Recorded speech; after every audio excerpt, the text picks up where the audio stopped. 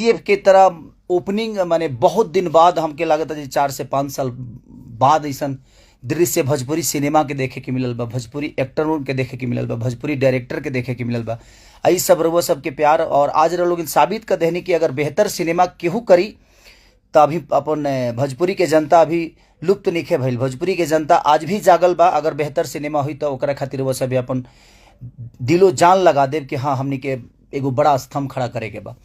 आई ऊर्जा रुआ सब के देख के इतना प्यारा लगता। हम पूरा फिल्म से लेके जितना भी उससे जुड़ल बा लोग, लाल बाबू पंडित जी डायरेक्टर, अरविंद तिवारी जी जे राइटर बानी वहाँ के, हमार कृष्णा बेदर्दी जो उनकी म्यूजिक डायरेक्टर बानी, निशांत उज्ज्वल जी जे सिनेमा के रिलीज कैले बानी।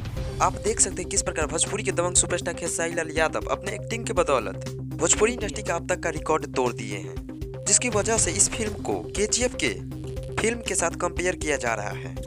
आपको बता दें कि सुपरस्टार खेसारी लाल यादव की इस मेहनत को देखते हुए शाहरुख खान भी हो रहे हैं तंग। उन्होंने अपने ट्विटर अकाउंट पर इस पोस्टर को शेयर करते हुए लिखे हैं, यह फिल्म करोड़ों